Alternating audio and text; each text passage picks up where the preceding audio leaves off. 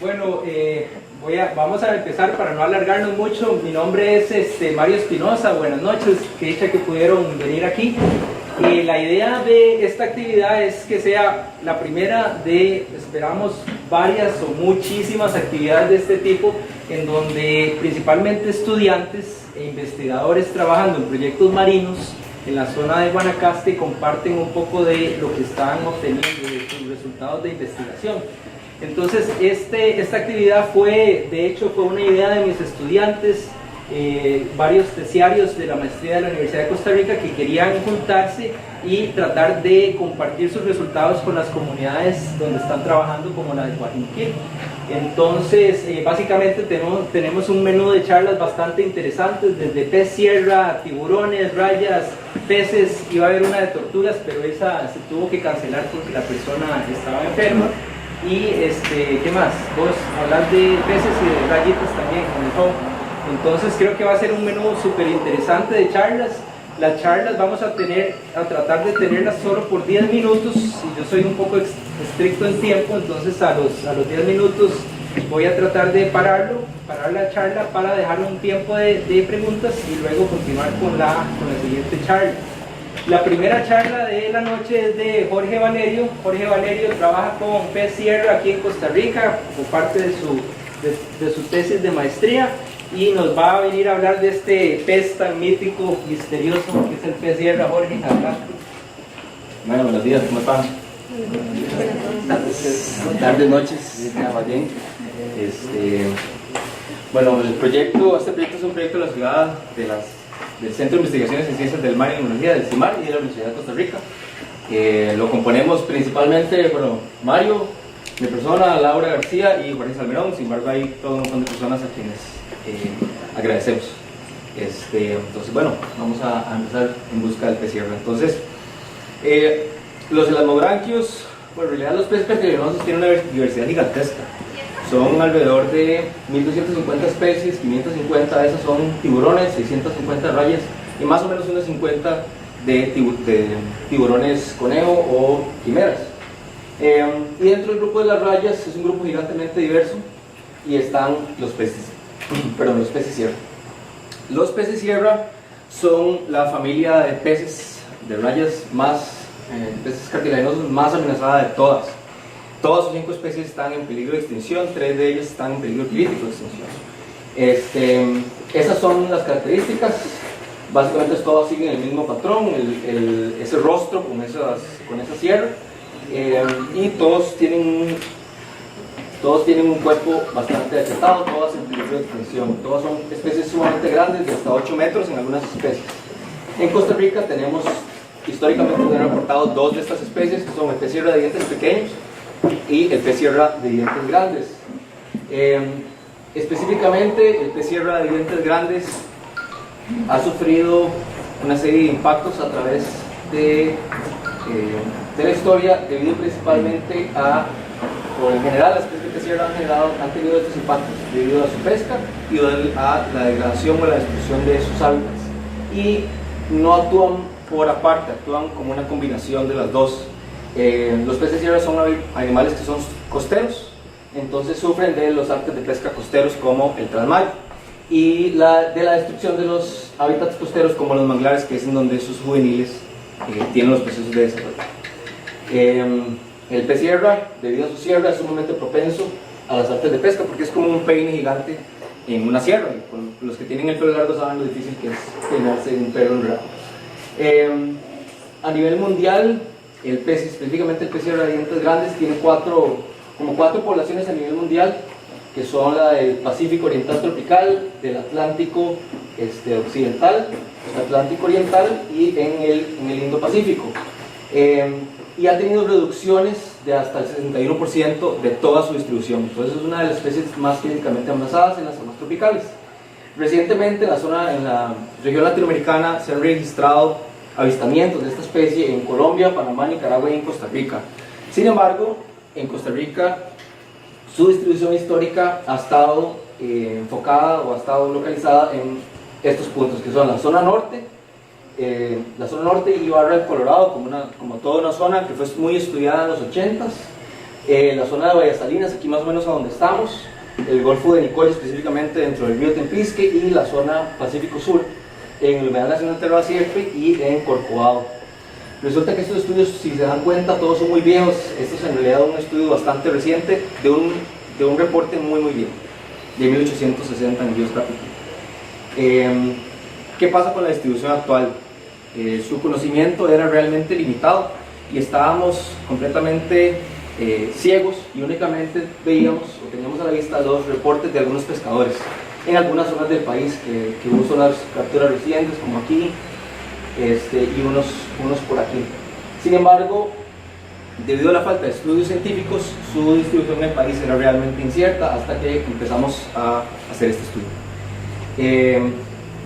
Entonces, ¿cuáles son los objetivos los objetivos de este estudio? Son determinar la distribución actual del pez sierra, evaluar sus amenazas y definir medidas de manejo para su conservación.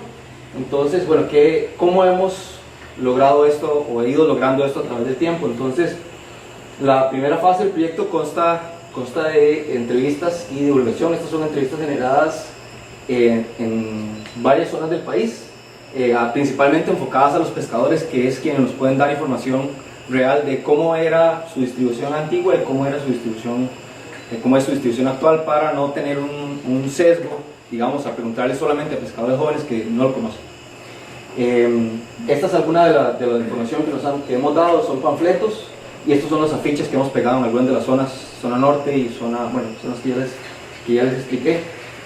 Aquí, gracias a estos afiches que tienen los contactos del CIMAR y información biológica de la especie, gracias a estos afiches hemos logrado recabar también una serie de reportes que no vienen necesariamente de las entrevistas, ya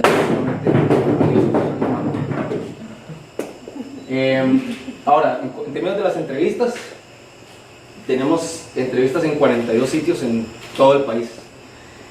Nos hemos desplazado desde Puerto Jiménez hasta aquí arriba, inclusive en Barra del Colorado también hemos generado entrevistas hasta la zona de Chase en Panamá, bueno, frontera con Panamá. Sin embargo, bueno, las entrevistas han variado la cantidad de sitios, en la cantidad, digamos, en el esfuerzo por sitio. Muchas de estas entrevistas están enfocadas aquí, aunque sí hay una buena cantidad por todo el país. Estos son los resultados así principales, sumamente resumidos debido al tiempo. Y en estos resultados se puede ver, aquí están los registros de las entrevistas y además los registros que la gente nos ha dado a través de los diferentes medios, como nuestras páginas de internet, nuestras redes sociales, y se puede ver cómo en el periodo de hace 20 años el pez sierra estaba realmente en casi todo el país y es sumamente abundante, no solo en distribución sino en abundancia. Y estos son los registros más recientes. Se puede ver cómo cada vez va disminuyendo un poco, disminuyendo un poco y disminuyendo un poco, hasta estar básicamente enfocado en los registros más perennes, digamos, son dos sitios que son la zona norte y el Pacífico Sur de Costa Rica. Hay uno que otro registro por aquí, pero los principales están aquí y siguen sucediendo registros aquí. Inclusive tenemos registros de hace algunos días de aquí, de esta zona, la semana pasada justamente. Parte de nuestros esfuerzos iban enfocados hacia lograr la protección legal de la especie. Esa la logramos debido a una presentación del proyecto de la Asamblea Legislativa. Se hizo una modificación del artículo 39 de la Ley de Pesca y Acuicultura y se logró la protección legal de la especie. Esto nos hace el país número 17 a nivel mundial que le da protección a la especie. Ya Nicaragua le da protección desde el 2002 más o menos. Y nosotros es hasta recién, y eso es un gran paso para Costa Rica en términos de protección de nuestra fauna. Otro de los pilares del programa es la integración de la sociedad costarricense en la estrategia de conservación, que eso es fundamental para el éxito de la estrategia de conservación a nivel mundial. Nada sirve hacer ciencia y ciencia y ciencia si no se le comunica a la población qué es lo que está haciendo, y además a través de esa comunicación no recibir el apoyo de estas comunidades. Por eso estamos aquí justamente. Entonces el objetivo, digamos, es sensibilizar a la población nacional a la importancia de proteger el pez sierra y identificar a la gente con la estrategia de conservación de especies. ¿Y qué hemos hecho? Bueno, él es Jorge Salmerón, es el encargado, digamos, principal de la parte de educación. Y estos son unos talleres en Sierpe que realizamos, con una serie de juegos, con una serie de actividades, rallies y demás, con niños, y al final los graduamos todos como guardianes de Sierra. Además de nuestros esfuerzos con niños, tenemos esfuerzos con pescadores. Esto es un taller con pescadores y guías de turismo en Sierpe. Realmente es una de las zonas más importantes que hemos detenido a través de las entrevistas, en donde hay que enfocar esfuerzos de conservación, porque es en donde la especie todavía está. Ellos sumamente interesados en el proyecto, todos o una buena parte de estos pescadores ha tenido encuentros con el animal, lo han sacado o lo han visto en algún momento, ya sea hace años o recientemente. Y eso sería todo, así muy resumida del proyecto. Eso es a la gente que siempre le agradecemos, todos los estudiantes, los participantes del proyecto y nuestras diferentes alianzas con varias ONGs y tiendas que nos ayudan siempre. Y por supuesto con el ACG. Muchas gracias.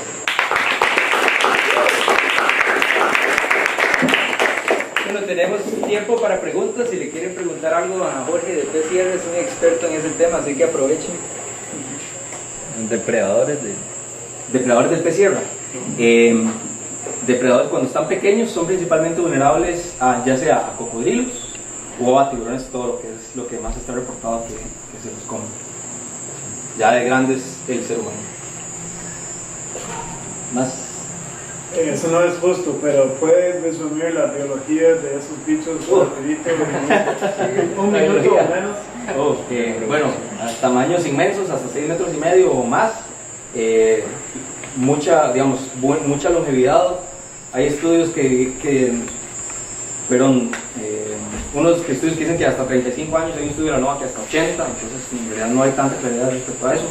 Se reproducen, los estudios que hay aquí, en realidad en Nicaragua, se reproducen un año sí, un año no, pocas crías, alrededor de 5 es como el promedio y como 6 meses de gestación, tamaños al nacer de 80 centímetros, primera reproducción hasta los 3 metros y medio, y eso lo logran cuando tienen 10 años.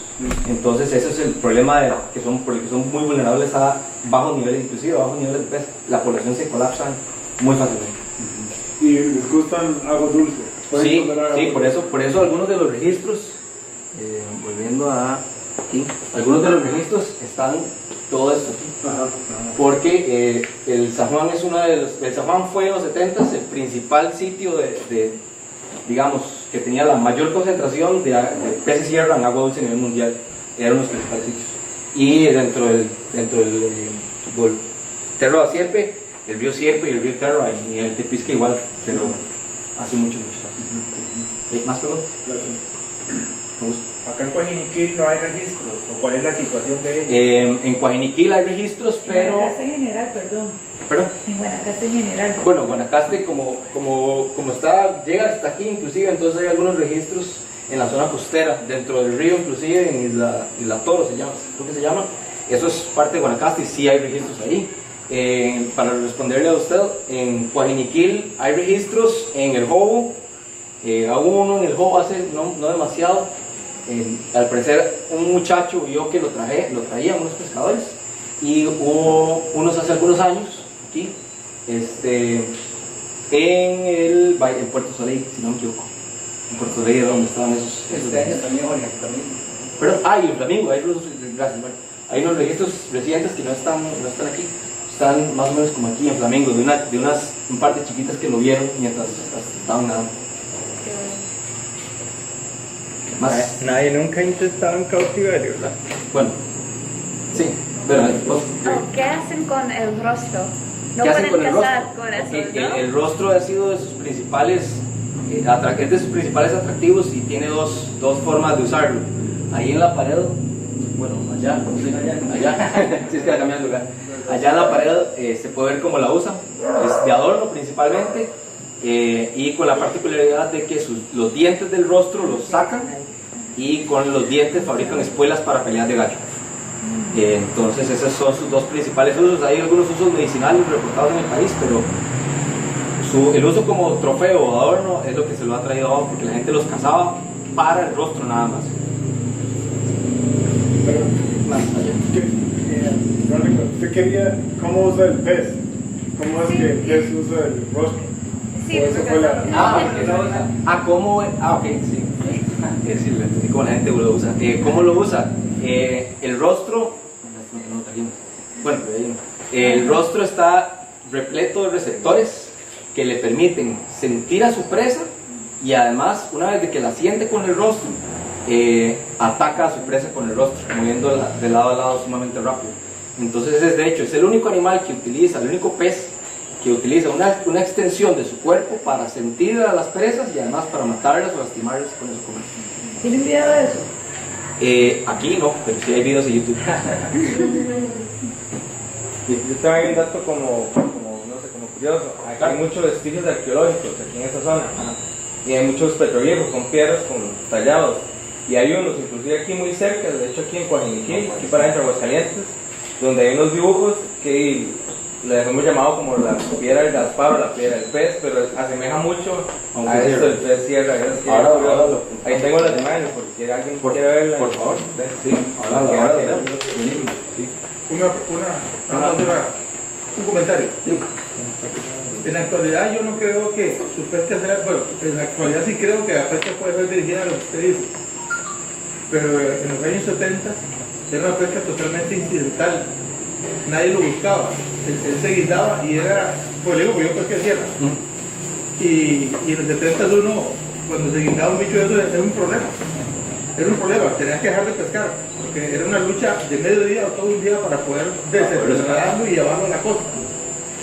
Y como dato, yo de los últimos dos que recuerdo haber pescado, porque se quedaron en el Carmayo, fue en aguas de 70 metros de hondo. 70 metros de hondo. En la parte externa de Coajiniquí, como hacia Manzanillo, como hacia Punta Blanca, más bien. y todas las zonas ahí. Ajá, ahí nos han dicho. También hay. Sí, en lo profundo. Sí, Es más, sería algo importante si ustedes pudieran determinar, viendo la sierra, que llama uno, el tamaño del pez. Sí, claro. Ahí estimado en cuanto al porcentaje. La más grande que se pescó en Coajiniquí, se pescó en Santa Elena, se pescó Charida de Ortiz, y esa sierra quedó en pesquería en Punta Arenas, en Guadalupe, en la Honduras. Era como ese tamaño. Ah, y esa es la de pescadería Punta Arenas. Sí, Ah, esa es un pescado en Santa Elena. esa yo sé dónde está. Sí, yo me acuerdo cuando la llevaron. Dentro de la bahía. Dentro de Santa Elena. Y entonces le digo, o sea, era una pesca incidental, uno traía ese bicho y era poco lo que le pagaban por la carne. Porque no valía tanto. Hay una buena cantidad de pescadores. Es como parecía la sierra o la raya. Perdón, pero parecía a la del tiburón lata o la de la raya. Y en los 70 de Nicaragua, un señor Raúl Torres traía un camión por quincena de solo de pez sierra. Tenían dos plantas de procesamiento de pez sierra a las orillas del lago. Sí. Con eso se los bailaron casi todos. Pero era incidental, o sea, uno no quería era un trabajo descomunal. Nadie nunca en el mundo ha intentado, no sé, reproducirla en cautiverio. Así se puede si se tuviera un macho y una hembra, pero el problema, digamos, esa no es la solución para la extinción, porque podemos reproducirlos, digamos que reproduzcamos 100, o cientos o miles en cautiverio. Nada hacemos si no eliminamos primero sus amenazas en el medio ambiente. Una buena parte de las estrategias de conservación que hay para especies en peligro de extinción en todo el mundo, que se enfocan en hacer justamente eso, fracasan, porque los logran reproducir, los tiran al medio ambiente y los mandan a su muerte. Eso es un problema. Hay que primero solucionar a nivel ecosistémico todas esas amenazas. Muchas gracias. Un aplauso para Jorge. Para Jorge, al final podemos preguntar más.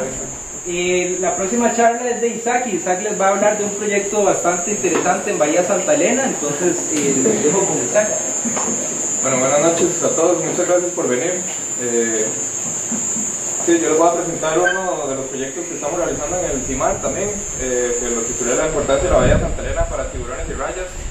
Y más adelante voy a ir entrando un poco más en detalle, pero es básicamente lo que queremos investigar.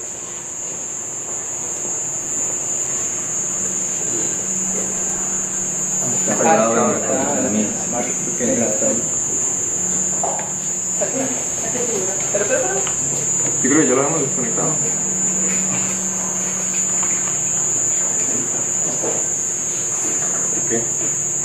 Bueno, ya como Jorge les presentó un poco, los tiburones y rayas son unos animales que pertenecen a un mismo grupo que se les conoce como las murranques. Se caracterizan principalmente por tener un esqueleto de cartílago, ¿verdad? Con peces cartilaginosos, también se les dice. Y son animales sumamente importantes en los ecosistemas marinos y en una gran diversidad de ecosistemas marinos, porque actúan de diferentes formas, como control de las poblaciones de sus presas, como conectividad ecosistémica que llamamos, que es básicamente como la conexión que ellos pueden establecer entre un ecosistema y otro por la gran movilidad que algunos de estos representantes tienen, y porque suelen funcionar como indicadores, es decir, que por este rol que tienen como controlador de poblaciones, tanto de sus presas como de sus depredadores, se dice que en presencia de ecosistemas donde hay tiburones y rayas, suelen ser ecosistemas saludables. Diversos estudios han identificado hábitats que son de alta importancia para estos organismos, como lo son principalmente bahías, manglares y estuarios, en donde ellos pueden encontrar condiciones que favorecen principalmente su reproducción. En muchas especies se ha visto que las hembras adultas y embarazadas, bueno, es un punto importante, muchos de estos animales tienen reproducción vivípara como nosotros.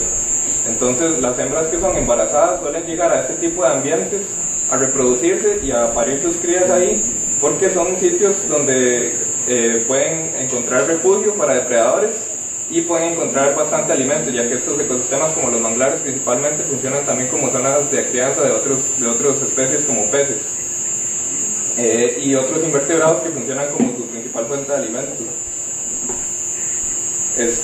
Hay un estudio muy interesante en Estados Unidos, en la costa sur de California, que estudió una raya parecida a una de las que tenemos de aquí, donde identificó que las hembras que están pasando durante su periodo de gestación prefieren utilizar este mapa muestra, esto es una bahía restaurada y esto es un humedal natural que presentaban diferencias de temperatura en el agua, y los investigadores se dieron cuenta que esta raya prefería usar los sitios que eran más calientes para su reproducción, porque le provee beneficios fisiológicos en términos, digamos, del tiempo que tarda en desarrollarse el embrión. Suele ser menor a mayor temperatura porque aumenta el metabolismo tanto de la madre como del embrión.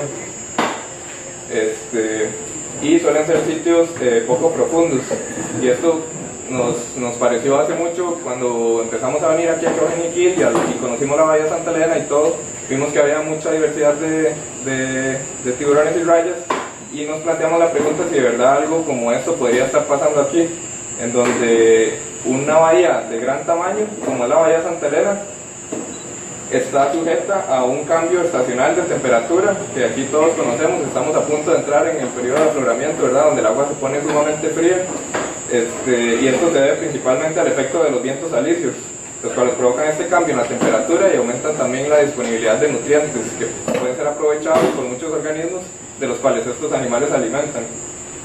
Lo que pasa es que la bahía Santa Elena hemos visto que, si bien se enfría igual que el resto del norte, tiene ambientes un poco profundos y suele presentar cierta diferencia en la temperatura con respecto a afuera. Entonces nosotros estamos empezando a creer que esto puede ser un refugio donde los tiburones y las rayas llegan a pasar su periodo de gestación por tener esta diferencia en la temperatura. Entonces nos planteamos la pregunta de si realmente Santa Elena es un hábitat crítico para tiburones y rayas. Entonces, como parte de los objetivos del proyecto, el principal va a ser identificar qué tan importante es realmente la bahía Santa Elena para los tiburones y rayas en términos de su reproducción. Entonces queremos investigar cuántos individuos y cuántas especies hay en bahía Santa Elena en diferentes épocas, tanto en afloramiento como en época lluviosa, las épocas en las que se están reproduciendo estos tiburones y rayas, y si los permanecen aquí siempre durante todo el año o si tienden a presentar patrones de migración fuera y dentro de la bahía. ¿Cómo estamos haciendo esto? Entonces, durante nuestras giras de campo pasamos por una serie de eventos. El primero es, estamos pescando los animales, principalmente con línea de fondo. Cuando capturamos a los animales, cuando son muy grandes, lo que hacemos es arrimarlos al bote y inducirlos a un estado que se conoce como inmovilidad tónica, que es sumamente interesante porque ellos entran como en un estado de trance y suelen no moverse mucho y quedarse queditos. Entonces permite que tomemos muestras de medición, algunas muestras para hacer estudios genéticos. Tomamos una pequeña muestra de sangre, que ahorita voy a explicar un poco más en detalle. Les ponemos una marca para identificar los individuos y después cortamos el anzuelo. Después procedemos a la liberación. Esto es el ejemplo de un individuo bastante grande y tenemos a veces la captura de individuos un poco más pequeños. Que en eso sí tenemos el chance de subirlo al bote y procesarlo ahí y proceder a la liberación, que es un momento realmente bonito. Este es un individuo bastante juvenil de tiburón nodriza. Ya después de ser procesado, lo liberamos y él se va realmente bastante bien. Siempre tratamos de asegurarnos de que el animal salga en las mejores condiciones posibles. Hasta el momento, o sea, todos han salido vivos, no hemos tenido mortalidad. Incluso ya estamos empezando a tener recapturas de algunos individuos. Con lo que hacemos con la sangre para poder identificar las principales épocas o partes de su ciclo reproductivo es hacer análisis de hormonas. Entonces la muestra de sangre la mandamos a analizar y nos dan una concentración de las principales hormonas que están relacionadas a la reproducción. Entonces podemos tener un gráfico como este en el cual las diferentes hormonas van a presentar un pico de actividad en cierta época del año. Nuestra hipótesis es que el momento de gestación lo van a pasar durante la época de afloramiento, porque durante esta época, como les expliqué, que está esta exclusión de nutrientes y todo, entonces al final es posible que los individuos estén teniendo sus crías para que ellos puedan aprovechar esta disponibilidad que hay en el agua. Entonces es bastante interesante lo que se puede obtener de una pequeña muestra de sangre, que para el individuo no es realmente algo tan Y lo otro, para estudiar si son residentes o no de la bahía, estamos utilizando una tecnología que se conoce como telemetría acústica, que consiste en marcar a los individuos con un transmisor que va a emitir una señal acústica cada cierto tiempo y colocar una serie de estaciones o recibidores acústicos dentro de la bahía. Esto nos va a permitir, es básicamente, para explicárselo de otras formas, esto funciona básicamente como tener un montón de orejas en la bahía que van a estar escuchando todo el tiempo, y el transmisor va a estar gritando el código de identificación con el que fue marcado el individuo cada cierto tiempo. Entonces, si el individuo pasa cerca de uno de estos recibidores, va a ser detectado y vamos a poder saber en qué momento estuvo el individuo en ese lugar. Las especies que estamos marcando hasta el momento para el estudio son el tiburón nodriza, la raya látigo y una raya que le llamamos morada porque realmente es bastante poco conocida. Bueno, en realidad las tres son bastante comunes, pero sin embargo de su biología se conoce muy poco. De este tiburón sí se ha estudiado mucho, pero en la costa caribe, principalmente en Florida y en esos sitios del Golfo de México. Pero de estas otras dos rayas realmente no se conoce mucho. Entonces queremos empezar a generar también esa información para ver cómo se están comportando dentro de este sistema. Estos son unos resultados que hemos logrado generar en los últimos meses, desde finales de julio hasta finales de octubre. Esto es lo que podemos generar un poco con el estudio de la telemetría. Este gráfico lo que muestra es que en este periodo de tiempo las detecciones, cada bolita significa que el individuo fue detectado por uno de los recibidores. Entonces podemos ver la variación que existe, digamos, tanto entre especies como entre mismos individuos de la misma especie en su periodo de residencia. Hay unos que suelen permanecer por mucho tiempo en la bahía, hay otros que suelen ser detectados en algunos momentos y en otros no. Entonces esto ya nos puede empezar a dar indicios de si la especie realmente está utilizando la bahía siempre o si puede migrar. La idea es empezar a ver este tipo de comportamientos a nivel de antes, durante y después del afloramiento, para ver si esta época realmente tiene un efecto sobre el movimiento de los tiburones y las rayas. Esto es otro grafiquito que hemos generado que lo que hace es comparar un índice de residencia, que lo que dice es la cantidad de tiempo que ha permanecido o que ha sido detectado por el mismo recibidor, versus el índice de recorrido, que lo que me dice es en cuántos recibidores ha sido detectado. Entonces podemos ver, digamos, cuánto tiempo ha permanecido en un solo lugar un individuo como este, que permanece por lo general mucho en un mismo lugar, y cuántos individuos o cuáles individuos suelen moverse mucho dentro de la bahía. Entonces podemos ver que hay individuos que no suelen quedarse mucho tiempo en un solo recibidor, pero tampoco suelen moverse en un rango muy amplio, mientras que otros suelen hacer las dos, pueden quedarse mucho tiempo en un sitio y al mismo tiempo moverse dentro de la bahía. Entonces, como para empezar a estudiar un poco más el comportamiento. Y agradecerle a diferentes organizaciones, especialmente a Minor, a David Center Guajiniquil, que nos ha apoyado durante todas las giras, y hoy en día al restaurante por prestar el espacio para que se pudiera dar esta actividad. Muchas gracias.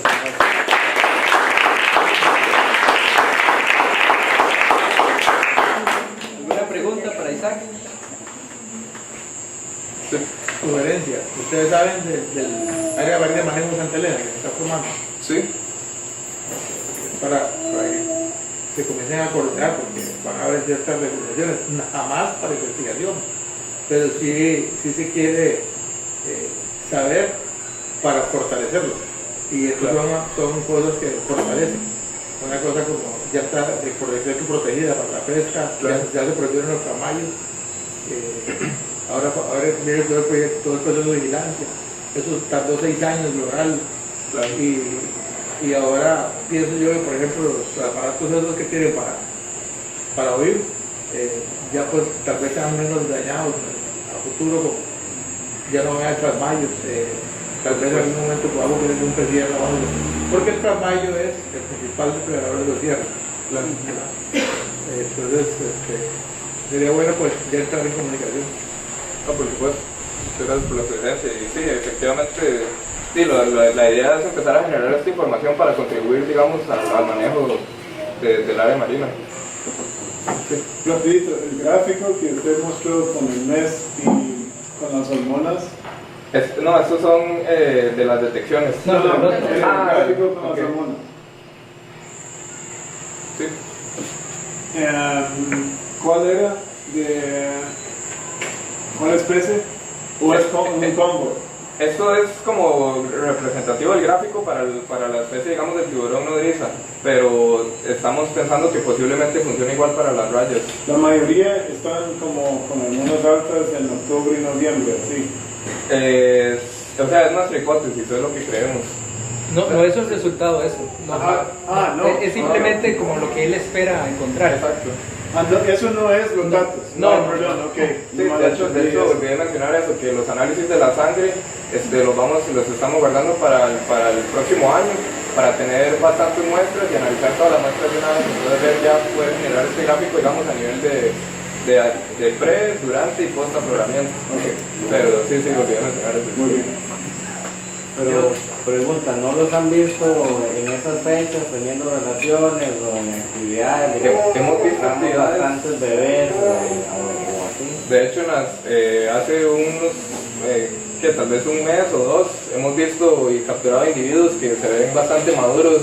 Algunos machos ya tienen presencia como de esperma en los órganos copuladores. Entonces, no los han visto haciendo nada. No, todavía no, pero es que durante estas giras no solemos bucear mucho, principalmente. Pero dice Cádiz. ¿Ah? Cádiz tiene buceadores también. Sí, pero es que es una organización un poco diferente, ¿no? Que financia principalmente proyectos de investigación, pero no está tan asociada como a la gente de buceo.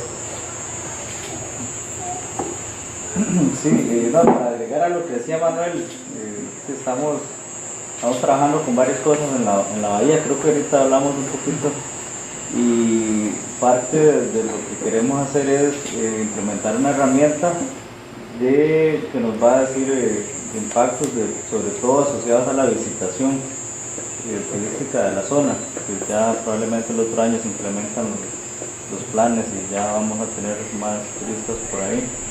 Pero bueno, el ventaja también es que ellos están coordinando mucho con María Marta, con Roja, entonces María también es parte del proyecto, entonces bueno, ella sabe en general lo que están haciendo y esto sería asociarlo a las herramientas que queremos utilizar de monitoreo de nosotros. Claro. Sí, ahora estamos hablando de eso, que sería bueno que ya empiecen a acompañarnos y todas las giras, para que puedan utilizar también ustedes los datos, digamos, para esto del manejo del área. Y ese tiburón gata siempre está como al sur de la está por lo general cerca del estero, del estero grande. Sí, siempre está por ahí. Casi que cada vez que uno ve que va, lo ve ahí. Sí, de hecho casi siempre está. Ajá, sí, exactamente. ¿En otros lugares está este tipo de investigación? En Papagayo yo veía mucho. Con nodrizas específicamente, creo que solo aquí y en Cabo Blanco. Me parece que también han estado monitoreando un poco la población que llega ahí con fines reproductivos también. Entonces sería interesante ya cuando hayan datos por parte de las dos empezar a colaborar para ver qué tal. Bueno, dos aportes. También nosotros estamos trabajando con tiburón nodriza, o sea, hay lugares ahí donde hay tiburones nodrizas y se han incluido juveniles como hembras. No es lo mismo, pero también con el tema, creo que sería bueno que también socializaran ese tipo de cosas. Sí, ahorita respecto a la raya que estamos trabajando, podemos ver la diapositiva donde salía esa. ¿Cómo saben ustedes que es estiracura pacífica lo que ustedes están sacando de una de las otras estiracura o puede ser imantura? Bueno, imantura lo pasaron hace poco a este género. Es la imantura pacífica, que hicieron el cambio de taxonomía, ¿cierto? Y efectivamente esta raya presenta esos dos puntitos blancos que son como dos escamas modificadas en forma como de estos, como conitos, se ven, parecen.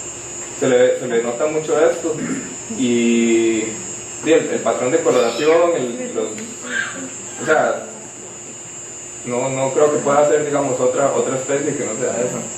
¿Ustedes han tomado muestras de tejidos para poder hacer genética y ver realmente están? Estamos tomando los individuos que marcamos, ahí tenemos las muestras guardadas, de hecho, para no la han analizado. No, todavía no. Bueno, muchas gracias, Isaac.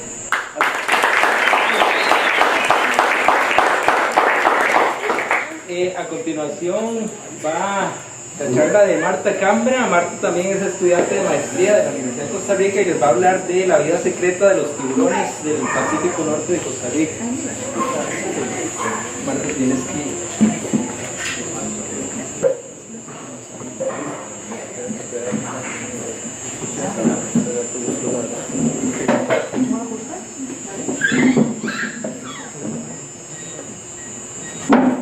Bueno, buenas noches a todos y todas, gracias por venir. Como dijo Mario, yo les voy a estar explicando un poco sobre el proyecto que hemos llamado La vida secreta de los tiburones, porque realmente lo que tratamos es de descubrir todos esos secretos y todos esos datos que todavía no se conocen de las especies de Costa Rica. También es un proyecto del CIMAR de la Universidad de Costa Rica. Entonces, bueno, en toda la extensión de mar que representa Costa Rica, un 91.5% de mar, se han reportado 99 especies de tiburones, rayas y quimeras. Entonces, eso podría parecer un número muy grande. Sin embargo, según la cantidad de especies que se han reportado para América Latina, tanto por el Atlántico y el Pacífico, se esperaría que hubiera 182 especies en Costa Rica. Entonces, toda esa cantidad de especies que podrían estar en el país pero que todavía no se han reportado nos indica que hay una falta de estudio para conocer un poquito más sobre estas poblaciones. Entonces, básicamente, de esas 99 especies que se han reportado, este es el estado de conservación en el que se encuentran. Hay 3 especies en peligro crítico, 2 especies en peligro de extinción, 11 especies amenazadas, 23 casi amenazadas, 11 en bajo riesgo y 49, casi la mitad, sin información. Esos son datos de la Unión Internacional para la Conservación de la Naturaleza. Entonces, de lo que nos tenemos que quedar de esto es que hay el 15% de las especies de tiburones y rayas de Costa Rica están en estado de amenaza, como por ejemplo el tiburón martillo, que se encuentra en peligro de extinción. Y otro dato sumamente importante que tenemos que darnos cuenta es el casi 50% de especies de las cuales no hay información. Entonces podría ser que hubiera especies de esas de las que no sabemos nada que estuvieran también en estado de amenaza y que podríamos perderlas sin ni siquiera darnos cuenta que están en el país. Y por lo tanto hay una necesidad de estudio importante para entender un poquito más sobre el estado de las poblaciones y la distribución de esas especies de las cuales no se conoce o se conoce poquito.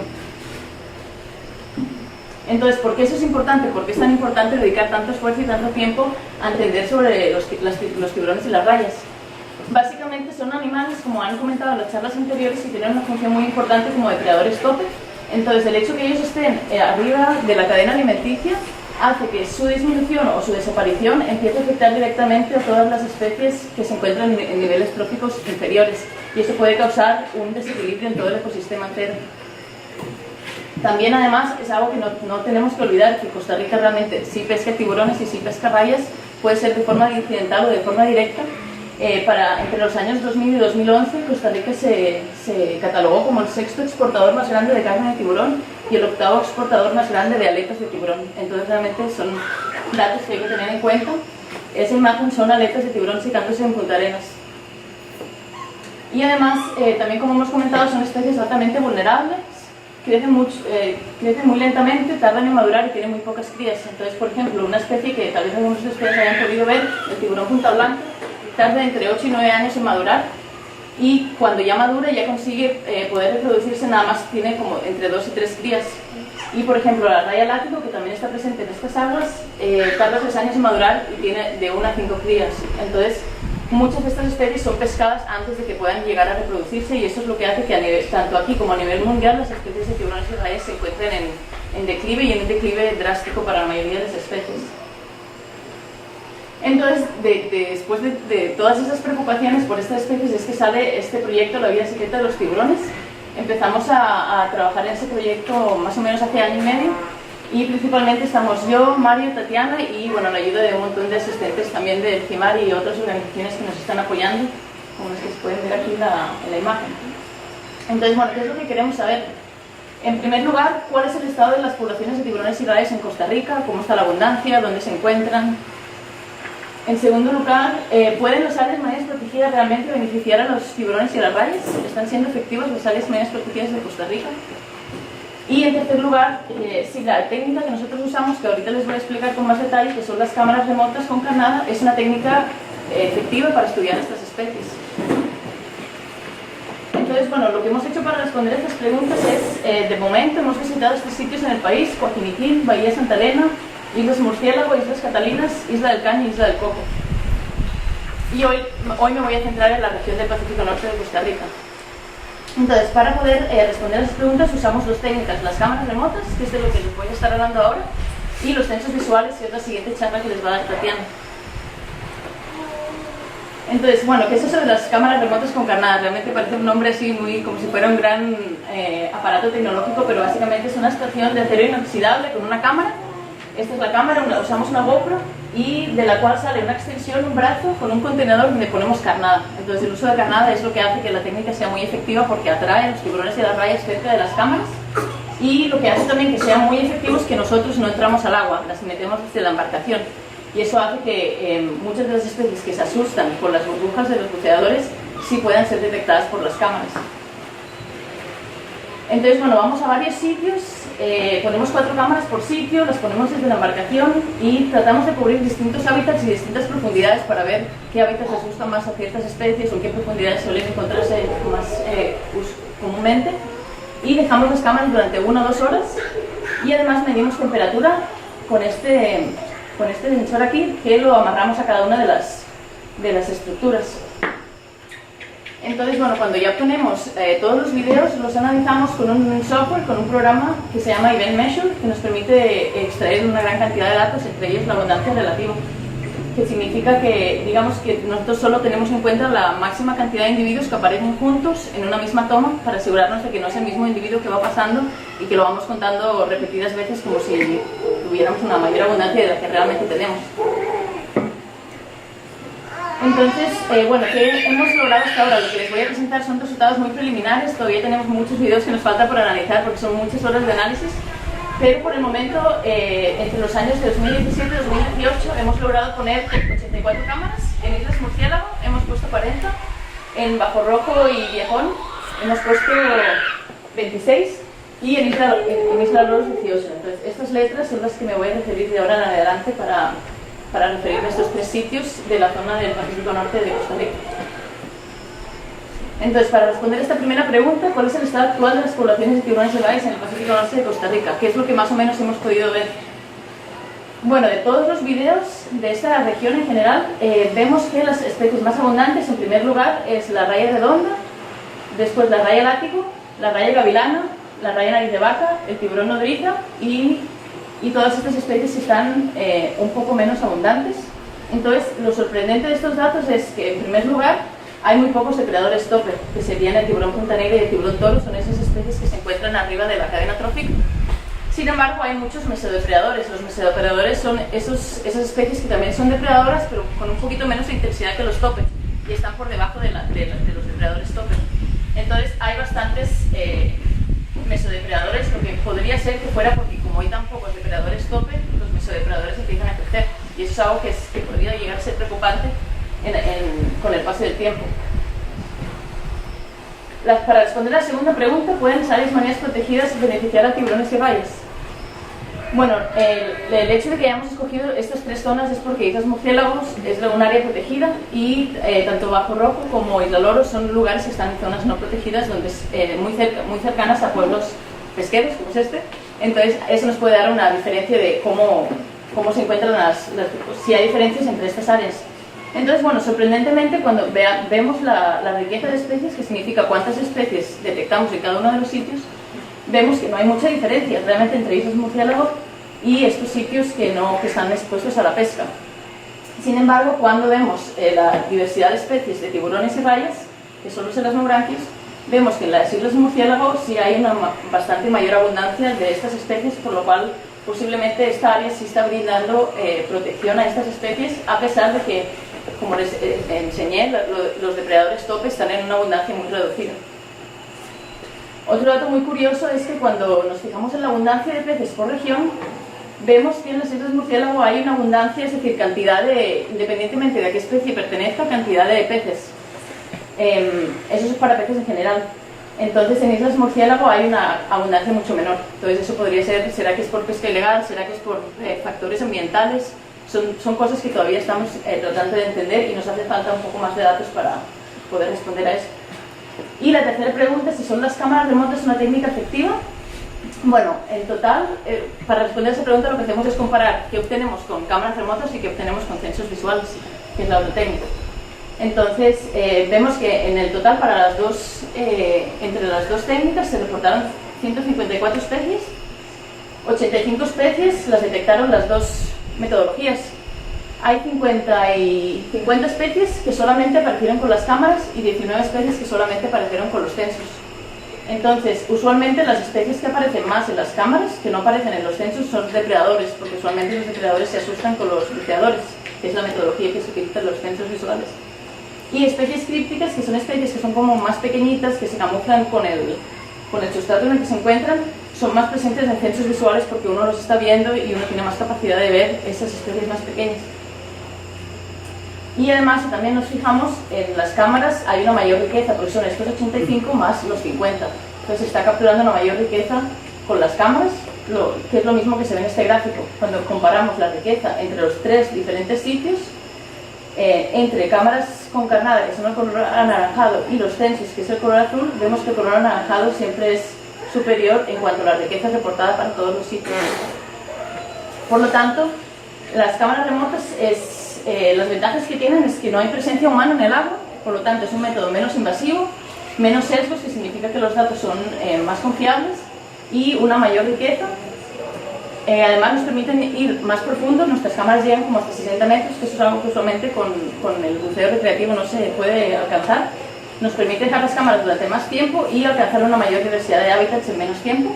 Por lo tanto, la conclusión es que es una mejor metodología para estudiar a depredadores.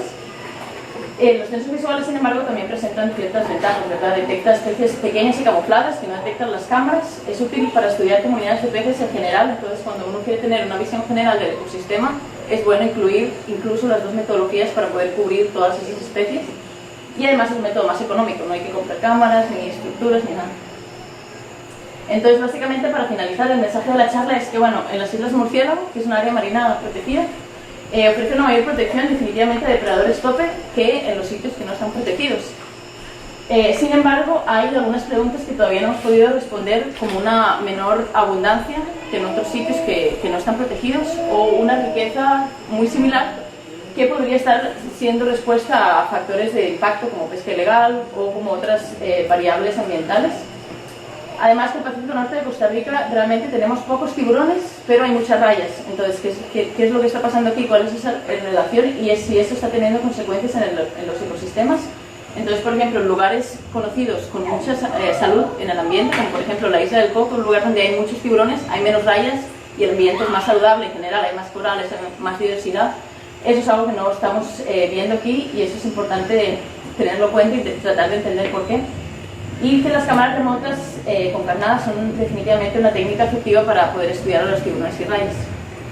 Y bueno, eso sería todo por el momento. Agradecer a todas estas organizaciones que nos han estado apoyando, también al Centro de Buceo de Cojiniquil de Maina, que siempre nos acompaña en todas las giras. Y eso sería, si tienen alguna pregunta, con mucho gusto.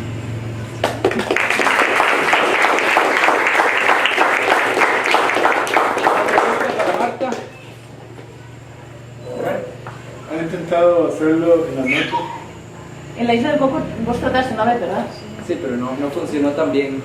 Hay que conseguir un buen sistema de luces y fueron como pruebas, pero sería interesante. Sí, sería interesante definitivamente porque puede cambiar completamente respecto al río.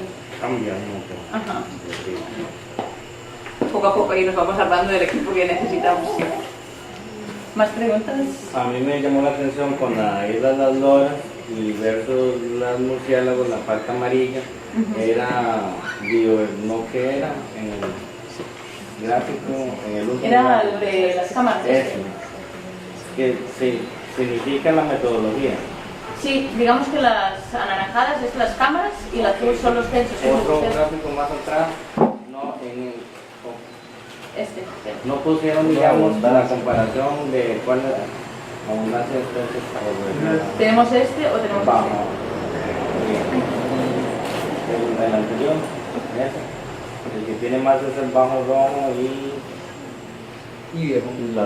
Y viejón, bajo rojo y viejón son dos bajos muy cercanos que los tratamos conjuntos. Entonces sí, eso es algo muy curioso. Realmente también podría ser por la manera en la que estamos distribuyendo las cámaras, eso es algo que tenemos que tener en cuenta, porque estos dos sitios son dos bajos rocosos y siempre estamos poniendo las cámaras en esos bajos. Tal vez en esos lugares específicamente. ¿Cómo? ¿A dónde quedan esos lugares específicamente? En la bahía de aquí de Cojiniquil. Aquí. Entonces aquí está Cojiniquil y aquí está el Jobo. Bajo Roco y Viejón están aquí delante de Cojiniquil y Isla Loras está delante del Jobo. Entonces, sí, todo, para poder responder a esa, por qué está pasando esto, es algo que creo que necesitamos un poco más de datos para poder ver si se empiezan a cambiar esas relaciones o si definitivamente estos sitios hay una mayor abundancia que en las Islas Murciélago por alguna razón. Yo tengo una sugerencia. Sí, sí. Bueno, entiéndame. Entiendo. Una cosa que se pudiera averiguar para saber si la está protegiendo o no sería ver qué tipo de especies están viendo en Bajo Rojo y Viejón. Hay ciertos datos que se dan en la vida, que por ejemplo es cierto que hay mucha pesca ilegal en Islas Murciélago de ciertas especies que se hacen buceadas, porque el buceo me voy.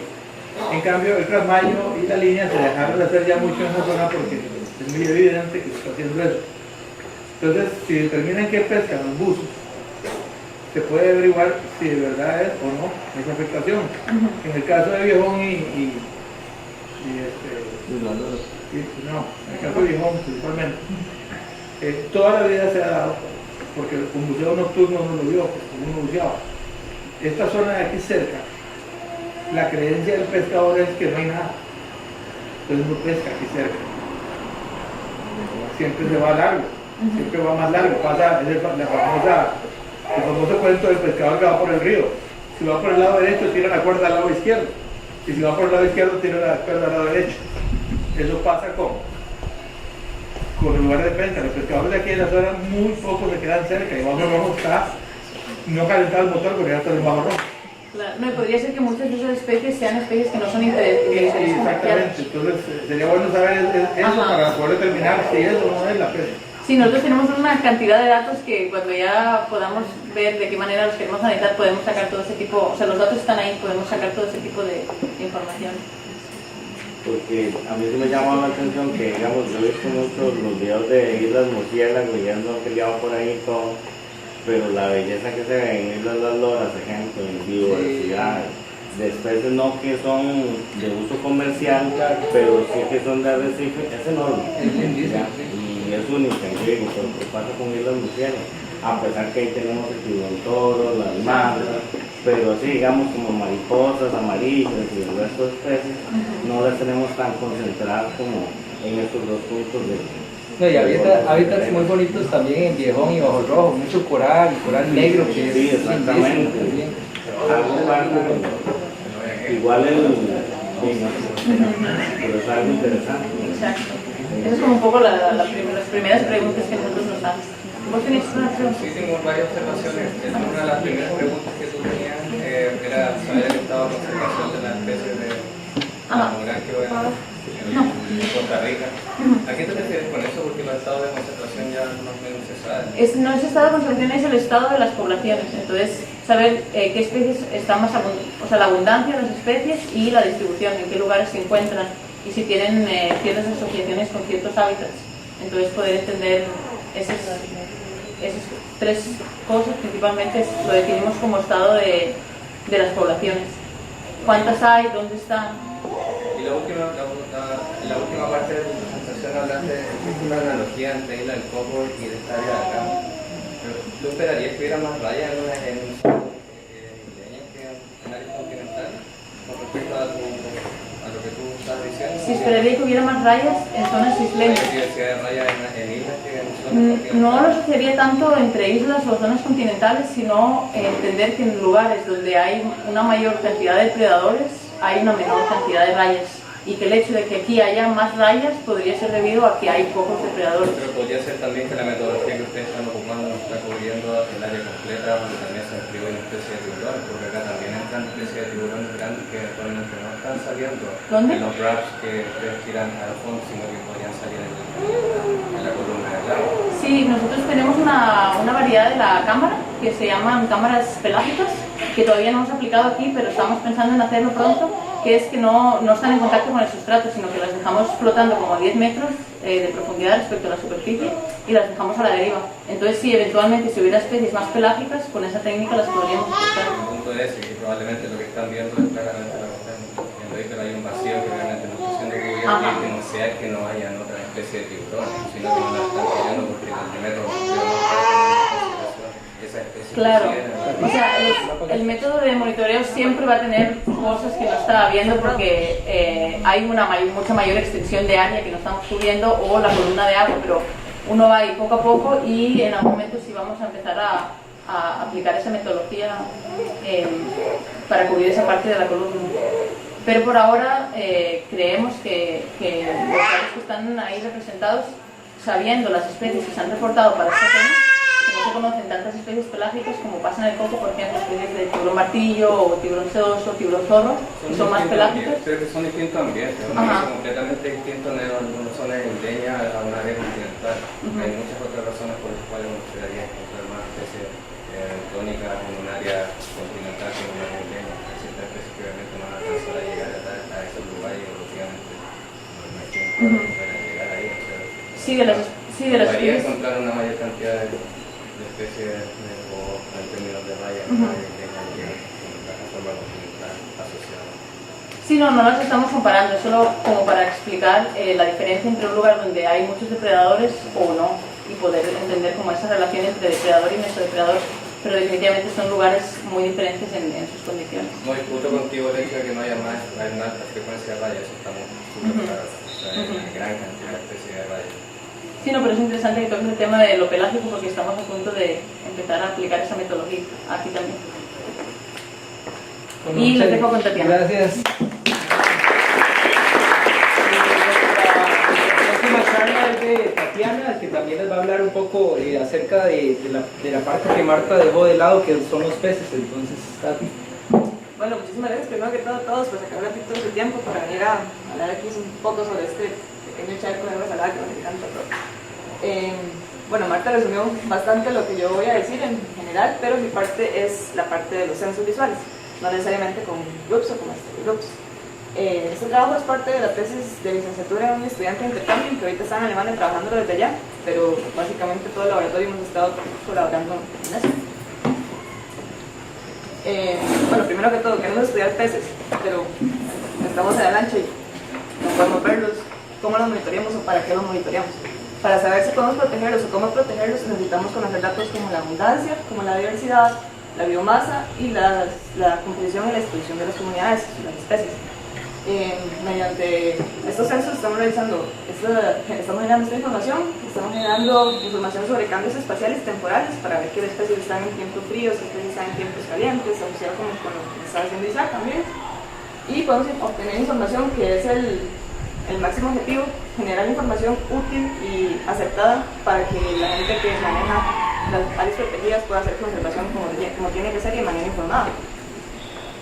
Cuando hablamos acerca de conservación, lo primero que se nos viene a la mente son a las marinas protegidas.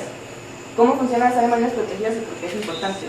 Las áreas marinas protegidas tienen, o en teoría las mejores, las que tienen más función, consideran un área amplia que conecta tanto desde la tierra hasta los arrecifes de coral y más adentro.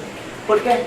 Los peces más pequeños, bueno, los peces adultos llegan a desovar y en caso de que sean tiburones o rayas vivíparas a parir a zonas como manglares o como esteros donde se desarrollan sus etapas juveniles, o sea, más vulnerables. A partir de ahí existe una conectividad por pastos marinos en caso de que hayan pastos o por otros arrecifes intermedios donde se desarrollan estadios larvales o estadios intermedios que llegan posteriormente a las zonas arrecifales. En las zonas arrecifales es donde se desarrollan principalmente los adultos. Sin embargo, ¿qué pasa en esta etapa? Esta etapa es la juvenil. En zonas donde está permitida la pesca, muchas veces esas etapas juveniles o las etapas adultas pre-reproducción, o sea, antes de que se hayan reproducido por primera vez, son pescadas y extraídas de la cadena de la vida. Entonces no son capaces de reproducirse y no son capaces de dejar una herencia en individuos de la población. Por lo tanto, las poblaciones tienden a disminuir. En caso de áreas marinas protegidas, lo que tratamos de hacer es proteger esos estadios adultos, ya que se puedan reproducir y que puedan aportar a la población para que la población vaya en incremento. Esa es básicamente la finalidad de las áreas marinas protegidas en el mar, por lo menos. Es por eso que obtenemos resultados como que en áreas marinas protegidas tenemos una mayor abundancia y diversidad de especies, y conforme se va alejando la protección, se va cayendo también el número de especies, las tallas y el número de individuos que podemos ver. ¿Cómo se observa en este gráfico? Aquí vemos más individuos de diferentes tallas, más especies, más abundancia. En cambio, en sitios donde tenemos acceso a la pesca, se nos caen esos números. Es casi que imposible hablar de áreas marinas protegidas sin tocar el tema de la pesca ilegal y la sobrepesca o sobrepesca. Siempre puede haber manejo de recursos naturales como tiene que ser manejado y no sobreexplotado. Bueno, ¿qué se puede decir de los camaroneros? Solamente tiran y destruyen completamente el hábitat, recogen la gran mayoría de pesca incidental, el 95% de lo que agarran en una pesca lo desechan. O sea, todo eso lo botan, sean juveniles, sean adultos, sean rayas, tiburones, whatever, que no sea lo que les interesa, todo va para afuera. Eso es pesca asociada o bycatch y todo eso se desecha. Es una destrucción increíble. Con respecto a la pesca, como dirigida, va dirigida principalmente a grupos de predadores tope, presas grandes, meros, cabillas, etcétera, picudos. El problema es que cuando se sobreexplotan esos individuos grandes y no hay chance de que se regeneren las poblaciones, seguimos pescando. ¿Pero qué seguimos pescando? No seguimos pescando individuos grandes, sino que vamos buscando especies más pequeñas y con tallas más pequeñas. ¿Y qué es lo que va pasando? Cada vez va disminuyendo la talla de las especies que vamos capturando, hasta que llegamos a tallas súper pequeñas, donde ya no tienen chance de reproducirse, y ahí es donde se nos caen las poblaciones. Yo voy a hablarles un poco sobre la dinámica trófica, que es básicamente quién se come a quién en el mar, en un ecosistema, el que sea. Y aquí vemos un montón de flechas.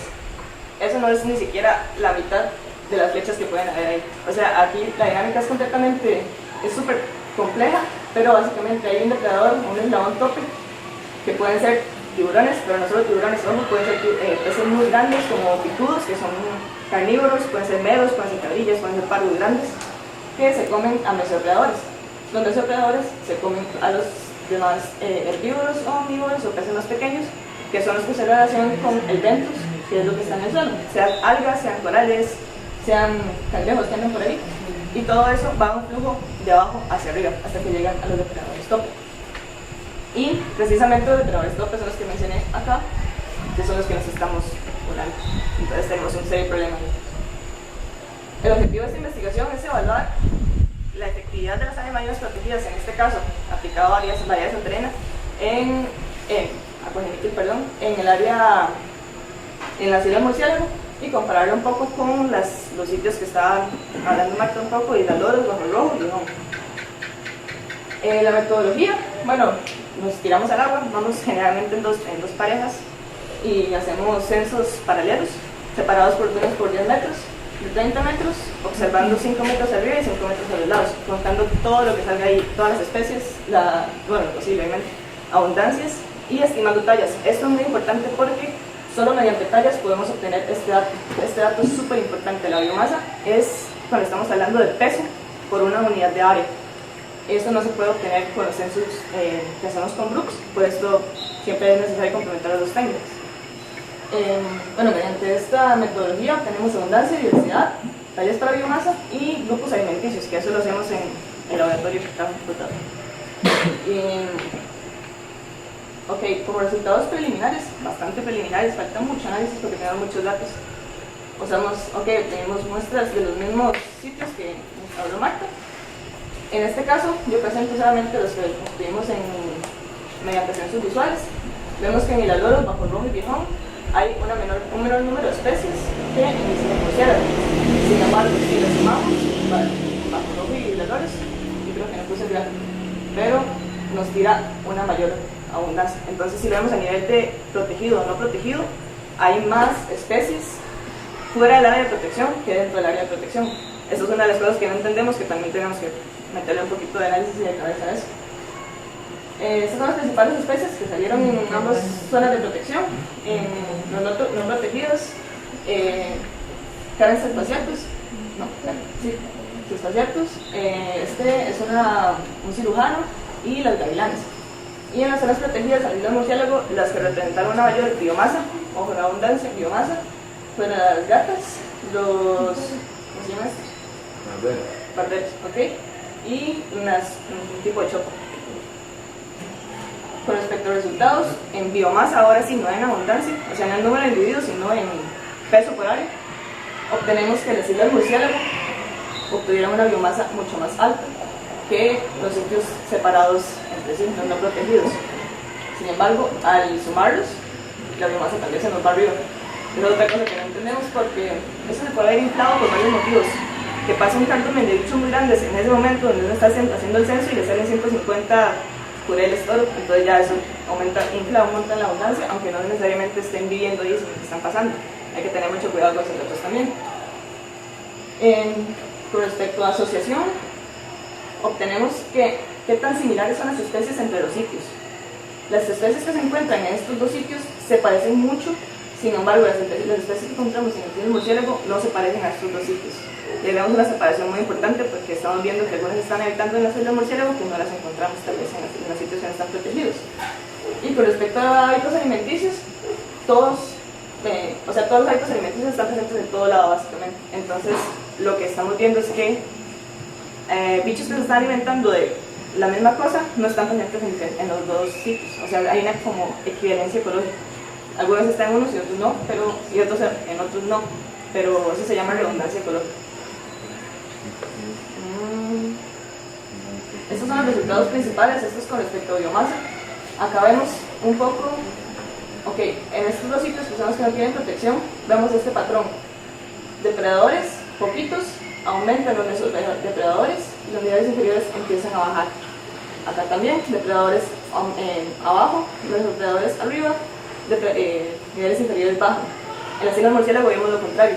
depredadores arriba, mesodepredadores abajo, niveles inferiores aumentan. Bueno, esos carnívoros son un outlier ahí. Y es súper importante que recuerden este patrón para la discusión que es lo que vamos a proceder. Ok, un ecosistema saludable, generalmente en la isla de Coco y Caseas, obtenemos este modelo. Muchos depredadores tope, tanto tiburones como peces grandes, como les mencioné. Estos depredadores tope se encargan de controlar las poblaciones de mesodepredadores, que son pargos como peces un poco más pequeños, pero que aún así son carnívoros. Y estos mesodepredadores son los que controlan las poblaciones de individuos herbívoros, omnívoros, etc. Si tenemos muchos depredadores tope, van a haber una menor cantidad de mesodepredadores que no se van a estar alimentando de estos grupos, entonces esta población va a estar alta. Y esta población se relaciona directamente con algas, con corales, con bichos que están en el suelo, en el ventus. Entonces, este modelo de población está en equilibrio y está bien, digamos, es lo que buscamos. Sin embargo, ¿qué pasa cuando no está bien? Cuando empezamos a pescar y sobrepescar a estos individuos, que son los que son objetivo de pesca, si los eliminamos, nos ocurre esto. Obtenemos una menor cantidad de depredadores tope, que ya nos están comiendo todas las poblaciones de mesodepredadores, y estas poblaciones aumentan. Al aumentar estas poblaciones, se comen más a estos bichos. Y si estos bichos empiezan a decaer, son un grupo súper importante, porque cuando decaen, ellos se alimentan generalmente o controlan poblaciones de algas o otras cosas. Cuando baja esa población, aumenta la población de algas, porque no tienen quien las controle. El problema con las algas es que compiten con los corales, y cuando se hace competencia con los corales, por luz, por recursos, por lo que sea, los corales lastimosamente pierden, porque son los que menos tienen chance de sobrevivir, son menos resistentes, cualquier cosa los afecta básicamente, y ahí es donde nos empieza a caer el ecosistema también, porque perdemos la tridimensionalidad, que es súper importante para una gran cantidad de especies y una gran cantidad de grupos, y eso es lo que no queremos. Entonces, ¿a qué llegamos a la conclusión con esta investigación de estudios preliminares y meramente preliminares? Es que, ok, las islas murciélagos están funcionando como una zona de protección, están funcionando, no podemos dejar que ya funcionaron porque esto no funciona así. O sea, tenemos que seguir invirtiendo y seguir monitoreando y seguir protegiendo para que las poblaciones sigan recuperando. O sea, hemos explotado muchos años, no podemos esperar que en 10 años recuperemos todo lo que hemos gastado ya. Entonces tenemos que seguir metiéndole a las áreas de protección y ojalá crear más, y ojalá ya viendo que están sirviendo para saber que sí va a funcionar y para tener ese chance, esa oportunidad de que todo vuelva a ser como estaba antes, tal vez un poco mejor. Y tal vez aplicarlo en estas áreas que están un poco más desprotegidas, un poco más descuidadas, pero vamos que puede funcionar. Y bueno, pues les agradecemos a la familia Lara Mora, son un sol para nosotros, son una parte más de nosotros ahí, de mi baño, que es riquísimo. Y bueno, a la Sergio obviamente, al final, de Secretaría de Investigación en la U, de aquí Centro Conjuntil, Maina, y un par de patrocinadores internacionales. Sería. Muchas gracias.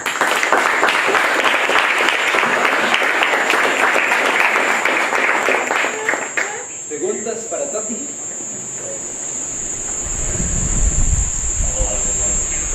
Quizás un comentario. ¿Puede volver a su dibujo? Sí, antes de eso. Sí, pues de eso, por ejemplo. Yo sé que está ilustrando un punto y es excelente, pero es obvio que digamos que algunos de los trabajos pueden comer los de arriba cuando son chiquititos, ¿verdad? Ajá. Y nada más para que sepa, hay todo un esfuerzo haciendo pues inventarios de los organismos, incluyendo peces.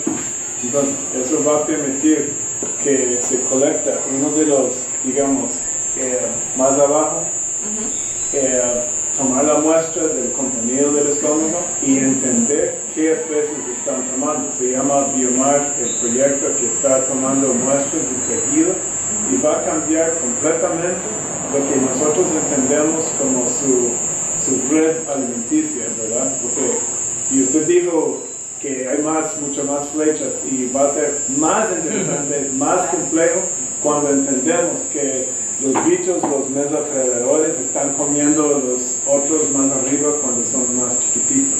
Y eso es algo que nos cuesta entender en el mar, pero súper interesante.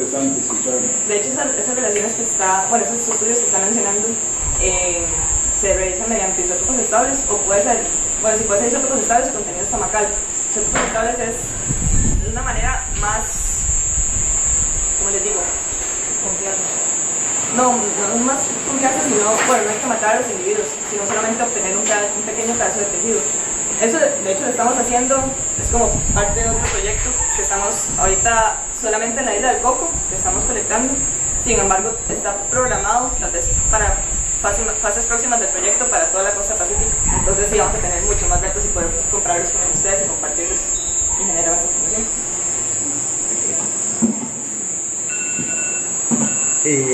A nivel de política del país, digamos, ¿qué tanto se hacen esfuerzos para hacer, o sea, que realmente sea real la protección de los mares, digamos? Porque, por ejemplo, en la isla del Coco y se ve un montón de boyas con letras chinas, ¿no?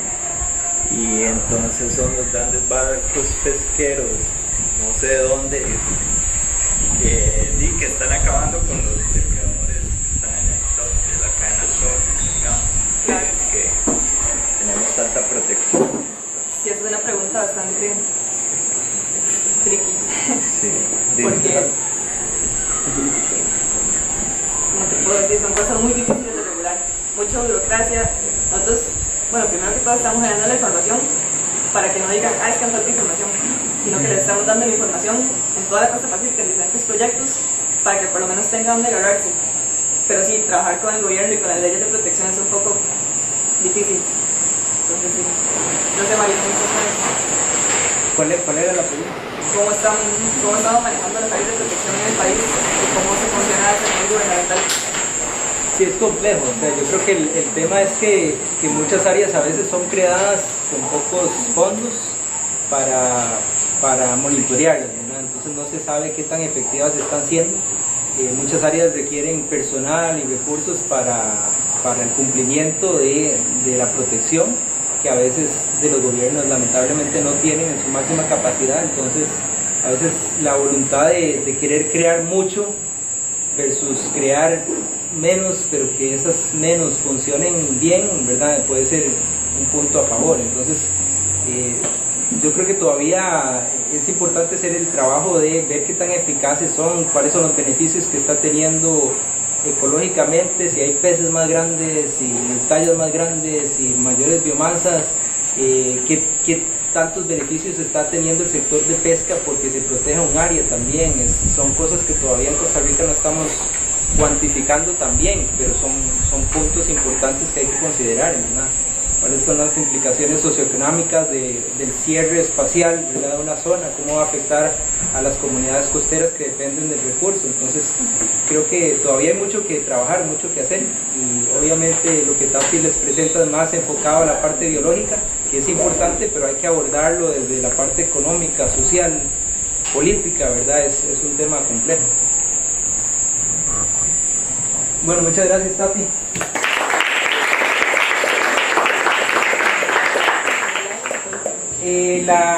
Las últimas dos, ¿verdad? Sí.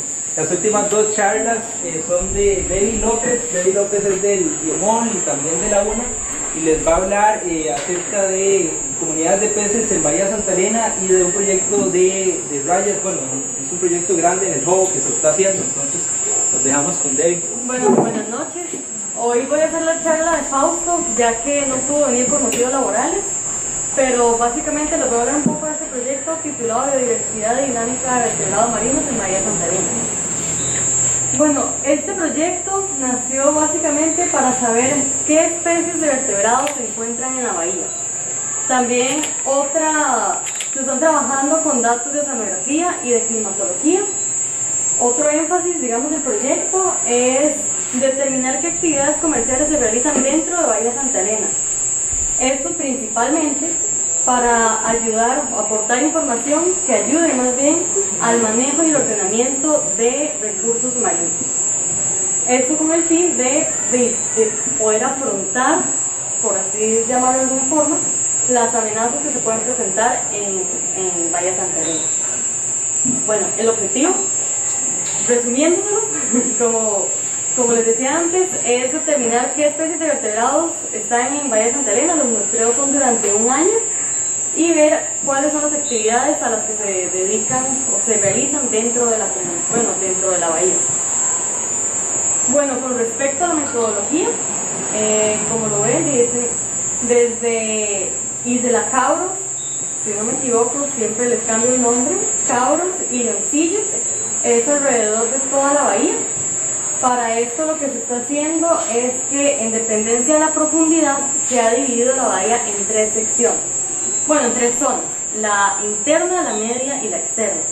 La interna es básicamente la que es de menos de 20 metros de profundidad, la media de 20 a 30 metros y la parte externa es la de 30 metros. Ahí no se ven bien los números, pero aquí están la interna, la media y la externa, más que todo serían esta parte. Bueno, como les comentaba, ¿cómo podemos identificar a qué se están dedicando las personas, a qué tipo de actividades hacen dentro de la bahía? Ya sea pesca artesanal, pesca deportiva, buceo, snorkel o avistamiento de cetáceos. Bueno, para determinar esto, básicamente lo que se van a hacer es entrevistarlos. O sea, entrevistar a las personas que tienen alguna actividad con el fin de que ellos nos brinden y nos digan, por ejemplo, tantas personas nos dedicamos a pesca artesanal. Eso con el fin de ver si en un futuro pueden aportar cierto tipo de información al proyecto y poder complementar un poco. Por ejemplo, aquí ahorita lo que estamos haciendo es que un capitán, cuando ve ballenas, por ejemplo, él nos dice, como tal día vi una ballena en tal punto, y nos envía una fotografía para poder determinar qué especie es. Entonces, básicamente eso es como el tipo de información que nos pueden ayudar. Por otra parte, la caracterización de vertebrados, estamos trabajando lo que son peces óseos, tortugas y cetáceos. Entonces, se dividen como en avistamientos, eso más que todo se utiliza para tortugas y para cetáceos, censos visuales, que es como les hablaron hace poquito, y también por artes de pesca. Ahorita lo que se está usando de arte de pesca es con pesca deportiva, o sea, caña y un señuelo. Bueno, con respecto a avistamientos de cetáceos y tortugas, como ya se les comenté, mientras estamos, digamos, navegando por toda la bahía, lo que se hace es simplemente se registra la cantidad de tortugas y de cetáceos que vemos, tomamos un registro fotográfico en caso de que no se puedan identificar justo en ese momento. Luego, con respecto a censos visuales, es igual a como lo explicaba Tatiana, hacemos lo mismo, en línea recta, paralelo a la costa, 50 metros, teniendo un rango de visibilidad de 5 metros, donde apuntamos todas las especies, igual se calcula la talla, y esto, bueno, igual se hace videotransecto, a manera de tener un respaldo de lo que estamos viendo, y también si en el momento que estamos haciendo el transecto no podemos identificar una especie, ya vamos a tener ahí el respaldo, digamos, de la foto, del video, para poder buscarlo. Luego, con respecto a los monitoreos de pesca, como les estaba diciendo, pesca deportiva, lo que hacemos es anotar la zona exactamente, como les dije, media, interna, externa de la bahía, o el punto específico donde estamos, por ejemplo, en la Cabros. También anotamos lo que es la talla, estas mediciones, que es longitud estándar, longitud focal y la total. Le tomamos una fotografía, anotamos la fecha y, bueno, la foto más que todo es para conservar los registros. Y bueno, a manera de resultados preliminares, hemos tenido más de 80 especies, pero igual nos faltan datos por analizar, pero hasta el momento, de 5 meses de muestreo, que nosotros tenemos como los más bajos de muestreo, porque sabemos que cuando llega el agua fría, estos datos no sabemos si duplicar, pero sí van a aumentar bastante. Entonces, hasta el momento tenemos 80 especies muestreos de campo. ¿Okay? De esos 80, eso es más que todo por transectos. 24 especies hemos tenido solamente con pesca deportiva, y 8 especies, que esto es más que todo cetáceos, tortugas y rayas, solo avistamiento. Por ejemplo, si hacemos un transecto en Cabros, y hicimos el transecto. En el transecto no notamos ninguna raya, tortuga, y los podemos ver desde el ancha. Eso lo tomamos en cuenta como nuestra. Y eso es básicamente.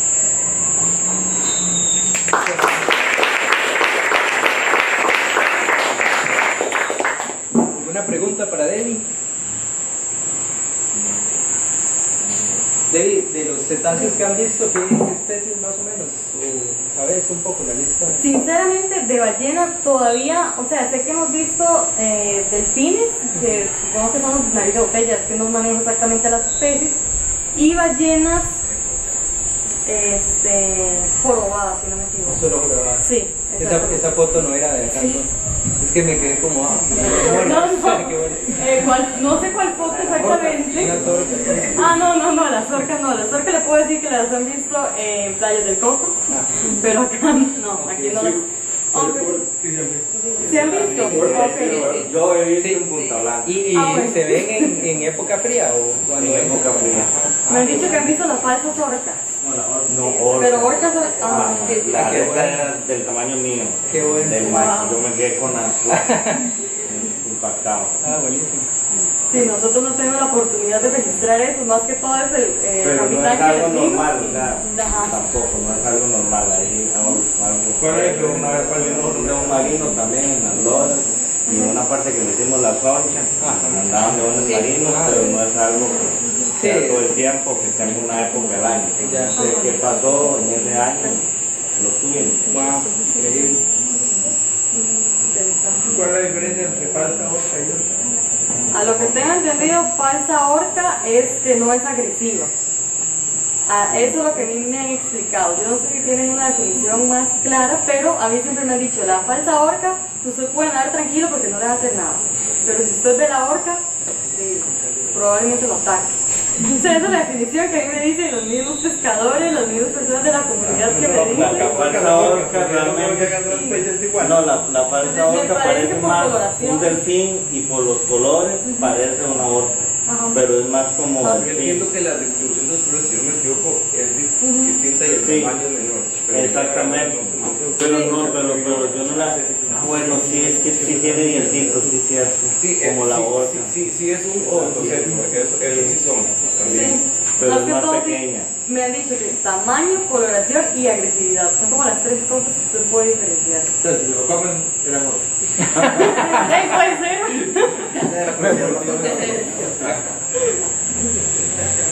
Bueno, muchas gracias.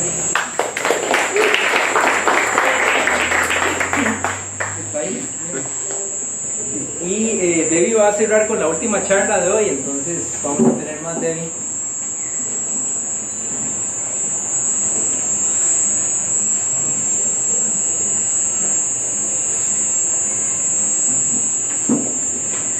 Bueno, este es un proyecto que ha hecho Laboratorio de Biología Molecular de la Universidad Veritas en colaboración con el equipo Tora Carey. Le hemos puesto Descubriendo el Paraíso de las Rayas en el Pacífico Norte de Costa Rica. Bueno, voy a repetir un poco de toda la información que han dicho, entonces voy a intentar repasarlo rápido para que no se aburran. Más que todo, me gusta presentar este esquema solo para que vean la posición de los peces cartilaginosos, donde se encuentran las rayas o emparenten directamente con los tiburones. ¿Por qué les digo esto? Porque hablando con mismos pescadores, personas de la comunidad, me dicen, pero es que las rayas no sirven para nada. Ellos son simplemente como una sardina más que no hace nada. Entonces, básicamente, toco este tema porque, como ya les han dicho, este es un esquema nada más, una pirámide representativa para evidenciar que tienen importancia ecológica, tanto manteniendo el equilibrio del ecosistema, ya que son mesodepredadores, o sea, no son depredadores tope, pero tampoco están abajo en la pirámide, por ejemplo. Entonces ayudan a mantener el buen funcionamiento de un ecosistema. Y otra cosa, bueno, es como qué pasaría si las rayas no están. Probablemente haya una perturbación acá y se van a desequilibrar las poblaciones. Este es un video, permiso, voy a ver si puedo, que es para evidenciar, ay, no sé cómo ponerle, no puedo, bueno, el punto es que ahí nada más observa donde la raya va removiendo el sedimento mientras se alimenta. Eso se los digo porque también se ha demostrado, bueno, por lo menos algunos artículos mencionan que las bayas participan en dinámica de nutrientes. En el momento que hacen esa remoción del sedimento, ayudan a la recirculación y demás de los nutrientes que hay en el fondo. Otro aspecto importante que también nos hemos enfocado bastante es si las bayas tienen importancia económica. Tal vez en Costa Rica no haya sido tan explotado, pero bueno, sí los venden, el tour de vayan a bucear con mantas gigantes, pero nunca te dicen vayan a bucear con bayas redondas. No le dan mucha importancia, pero otros países, como ustedes lo pueden ver aquí en estas fotografías, lo que hacen es ecoturismo. Esto sirve como una alternativa económica a las comunidades costeras, ya que les da ingresos económicos no solamente a las personas que hacen el tour, sino a la comunidad en general, ya sea comprando en las pulperías, en los restaurantes y demás. Por eso también una de las cosas que queremos es incentivar ecoturismo en la zona con rayas. Bueno, uno de los objetivos es que, bueno, para poder desarrollar ecoturismo necesitamos saber qué especies hay, en qué playas se pueden encontrar, si están todo el año o cómo se distribuyen. Entonces, uno de los principales objetivos es examinar patrones espaciales y temporales de abundancia y diversidad de especies. Eso es propiamente en el cobre, en la bahía. De acá, cuando estábamos empezando a hacer, digamos, snorkel, cuando estábamos empezando a hacer snorkel, y sacábamos algunas rayas, podíamos ver que todas estas son rayas redondas, pero nos entraba la curiosidad de que, por ejemplo, esta especie que ven acá será la misma que esta, o esta que ven acá podrá ser la misma que esta o que esta. Entonces, para aclarar ese estado o la identificación de estas rayas, lo que hicimos es comprobar su identificación, valga la redundancia, tanto por genética como por morfología. Y luego, este es otro énfasis que está haciendo nuestro veterinario allá sentado, Sebastián Wagner, que lo que está, a la hora que sacábamos algunas rayas, lo que podía ver era como que, esto es un ojo normal, por ejemplo, de las rayas. Algunas veces se presentaba que no tenían el ojo o se veía un aspecto, o sea, tiene un aspecto diferente. Entonces, él básicamente lo que está haciendo es determinando el grado de incidencia de alteraciones oculares que hay en rayas redondas, propiamente en nuestras dos especies. Entonces, ¿qué hacemos? Esto ha sido parte del equipo que hemos tenido en algún momento y también que nos han ayudado. Entonces, ¿qué hacemos básicamente? Es capturar las rayas con redes de mano, nadamos hacia la costa, las colocamos en contenedores con agua fresca para estarlas renovando cada cierto tiempo. En la sombra se identifican, nuestro veterinario hace un pequeño examen físico, se toman mediciones morfológicas, se toman fotografías para tener el registro y también, de paso, que se están haciendo las fotografías, le sirven a Sebastián para poder identificar los ojos. Eso básicamente como se ve, estamos trabajando con chilensis y con Urobates saleri, como se vería un ojo normal, como se vería degenerado, con sangre o ausente. Entonces eso es lo que él hace como parte de su investigación. Luego de las fotografías, se marcan con estas marcas de espagueti, se saca una pequeña muestra de ADN para la genética, o sea, una pequeña muestra de tejido, perdón, se pesan y se miden. Como lo pueden ver en las fotos, los niños han hecho gran parte del trabajo, ya que ellos han ayudado muchísimo en esta investigación. Otra vía, digamos, que estamos realizando es telemetría acústica. En este momento tenemos marcada esta especie, Urobates saleri, que es como la que hemos determinado que se encuentra siempre en el povo, pero igual les hemos colocado la telemetría acústica, que no quiero también repetir toda la información que les di. Entonces, como resultados, tenemos estas 4 especies de rayas redondas. La Rogersi, que básicamente se diferencia por unas manchitas que tienen esta parte, son 4 exactamente. Urotrigon encimada, Urobates saleri y Urotrigon chilensis. ¿Por qué le digo solo estas 4? Porque a la hora de realizar genética, ya vimos que, por ejemplo, chilensis puede presentar cualquiera de estos 3 coloraciones, ya sea la típica, una más oscura o una bastante clara. En Rogers igual hemos encontrado estas 2 coloraciones, una más clara que otra. La Cimar, que se caracteriza por el montón de dentículos que tienen en su parte dorsal, y Urobates aleri. Luego, con peces guitarra hemos tenido estas otras 4 especies. Igual se diferencian cada una, por ejemplo, este montón de puntos, si es caprali o es extrasperata, esta cister, perdón, que se parece mucho a la extrasperata hecha en otro país, es por estos puntitos amarillos, igual los estigmas por estos que son como manchitas. Bueno, de eléctricas tenemos estas otras 2 especies, la Diplobates somata y la Cimentemedor, y mariposas solo hemos registrado esta especie, Tindura quintata. Luego, con rayas de mayor movilidad, hemos muestreado lo que es, bueno, tenemos como parte de acá, raya águila o gavilán, látigo y la módula, que es la típica que ustedes siempre ven saltando. Luego, este fue como un pequeño análisis que hicimos con respecto a abundancia de 2017 a 2018. Lo que predomina acá y lo que quiero resaltar es que tanto 2017 como 2018 de las especies que más se ven es, digamos, acá en el verde y acá en este azulito es Urobates aleri y la otra es chilensis, que es esta otra, la celeste y la morada, que es de las que siempre han tenido mayor abundancia. Igual hay presencia de otras especies, pero también depende del mes, se observan unos. Por ejemplo, 2017, aquí tenemos desde enero de 2017 todo el año completo, por ejemplo, y aquí también lo que es importante es resaltar que Urobates aleri y Rotrigon chilensis se encuentran a través de todo el año. Si ven esto verde es aleri y el celeste es chilensis, si no me equivoco, ¿sí? Y acá igual, el rosado es chilensis y el morado es aleri. Igual hay presencia de ciertas especies, como por ejemplo la Diplobates somata, que es la eléctrica pequeñita, que solo se observa en ciertas épocas del año, al igual que otros tipos de otras especies de guitarra. Eso probablemente creemos que llega cuando llega la floramiento. El agua fría, como les explicaba anteriormente, la recirculación de nutrientes y disminuyen temperaturas, eso es lo que también hacen que podamos encontrar mayor diversidad de especies de rayas durante básicamente diciembre a finales de abril, principios de mayo.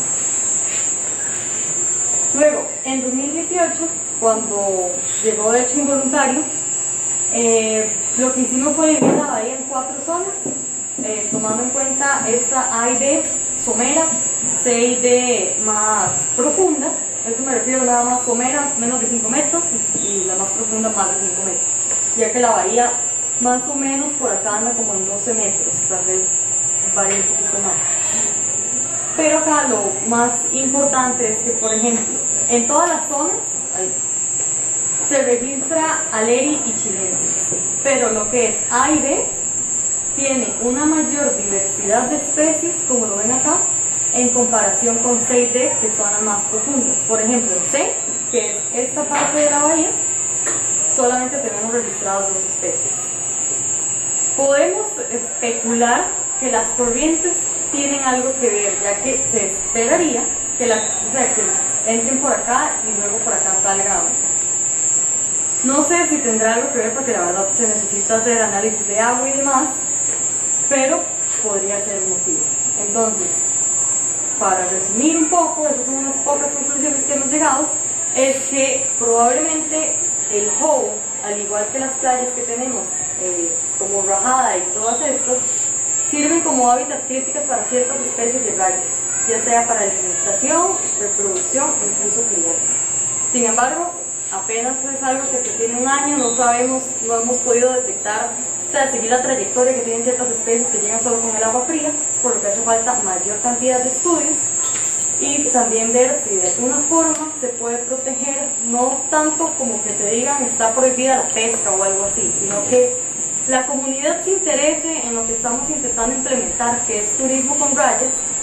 Entonces, los locales les sirve cuidarlas porque les va a generar ingresos y al ecosistema obviamente les sirve cuidar. para mantener su equilibrio. Y bueno, estos son los agradecimientos a todos los que han colaborado de una manera. Y gracias.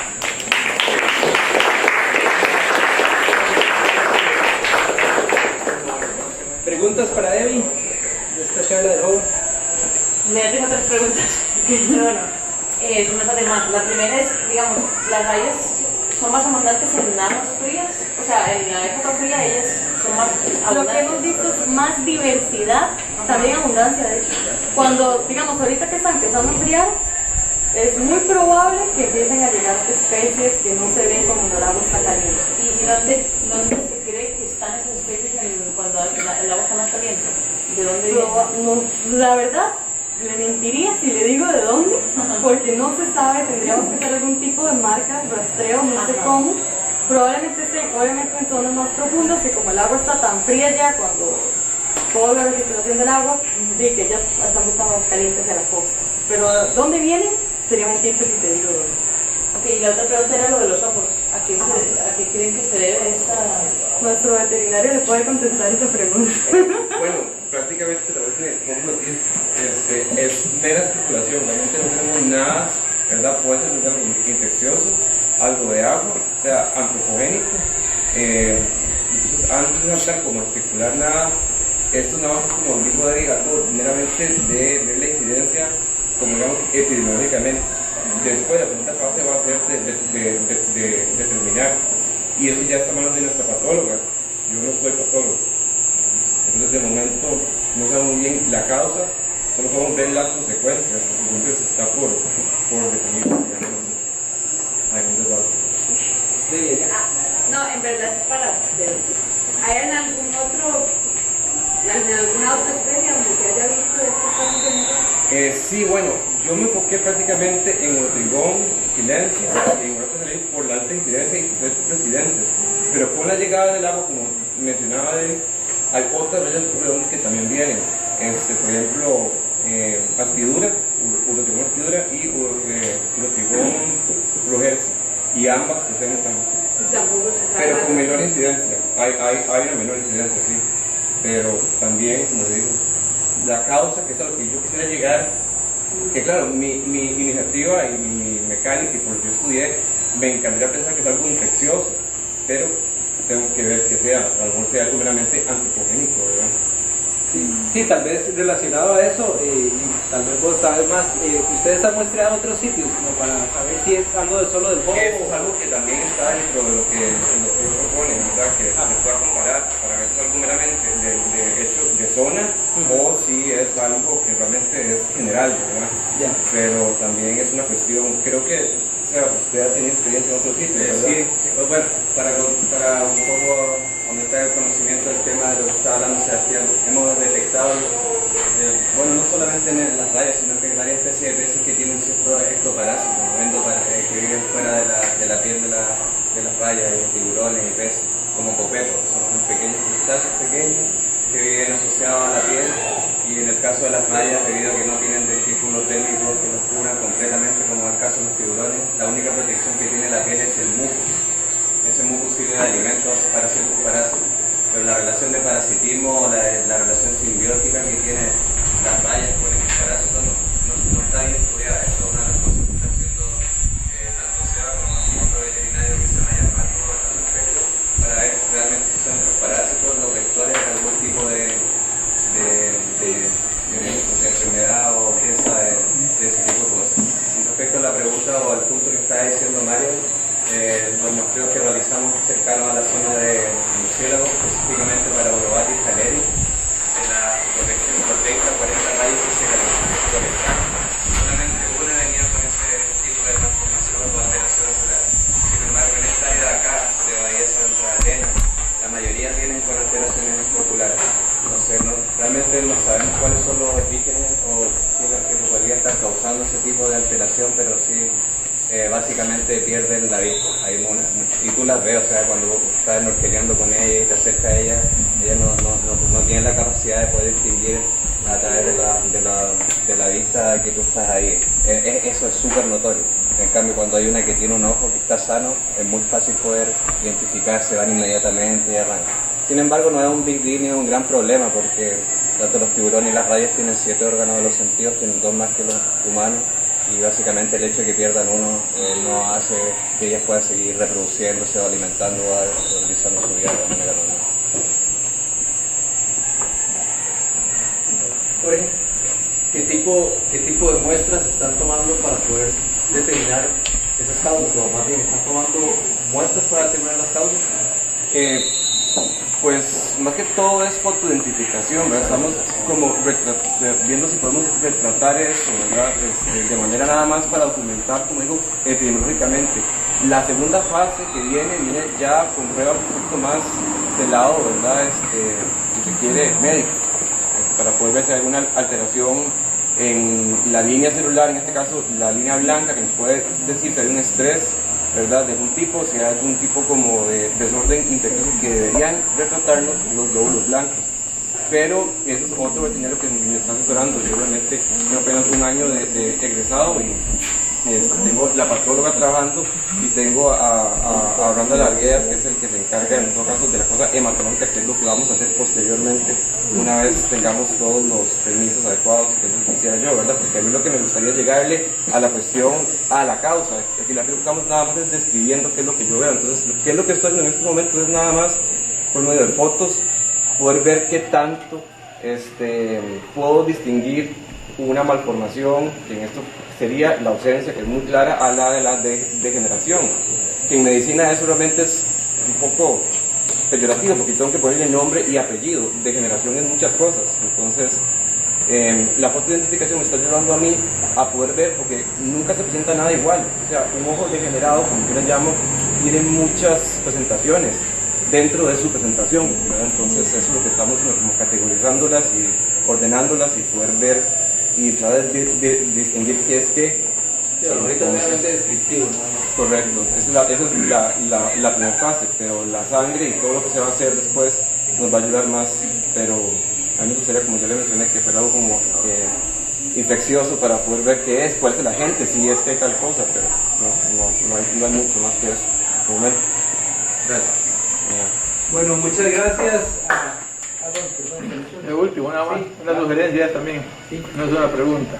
Veo que hay mucha información de muchas instituciones y organizaciones y mucha gente interesada, principalmente en la zona norte.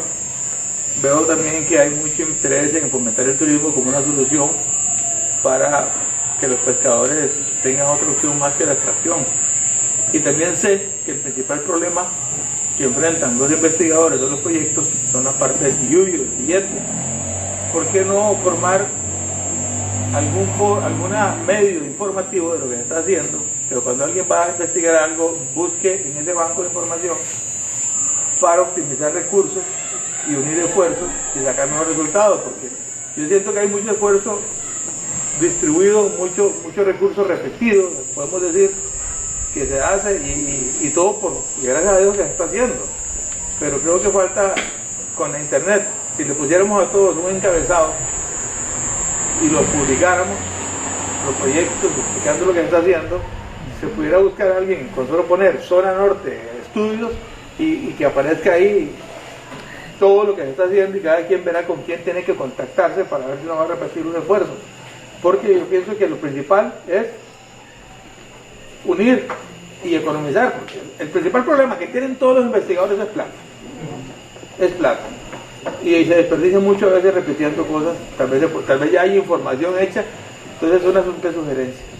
Yo agregaría que aparte del factor económico, habría que trabajar en equipo. Yo siento que no hay una conectividad adecuada y el flujo de información es trascendental y pucha, yo he encontrado que a veces hay algo reacio de parte de las muchas entidades que deberían estarse, ¿verdad?, hablando y tener un diálogo más fluido. Entonces eso, sí, esto es ciencia, llámese biología, veterinaria, microbiología, y un enfoque interdisciplinario que usualmente conforma cada uno, ¿verdad?, de las personas que militan entre todas esas diversas instituciones no viene a fungir como palanca que a todos nos viene a funcionar. Entonces, aparte de lo que usted dice, creo que yo agregaría eso, pienso que realmente es algo que debería trabajar también. Y por ejemplo hay grupos que se manejan en este hotel que tienen algo que se llama CSR, que es CSR, Corporate Social Responsibility, que ellos dedican una parte del presupuesto del grupo, de la empresa, que son ciertos empleados, a cosas como esta, como arreglar escuelas, o estos proyectos son muy interesantes que les puede generar ingresos para equipo y para un montón de cosas. Igual el capacitar a ellos o el generar datos es como algo que... Elisa, ¿vos? Sí, a manera de información, bueno, nosotros en el área de conservación Guanacaste tenemos un sitio web y tratamos de publicar algunas de las investigaciones que se están haciendo acá, ¿verdad? Quisiéramos publicarlas todas y si ustedes tienen información que nos puedan brindar. Es una plataforma en la que estamos continuamente comunicando lo que se está haciendo en el área protegida, fuera del área protegida o en los alrededores del área de conservación Guanacaste. Y así se llama la página por si desean visitarla.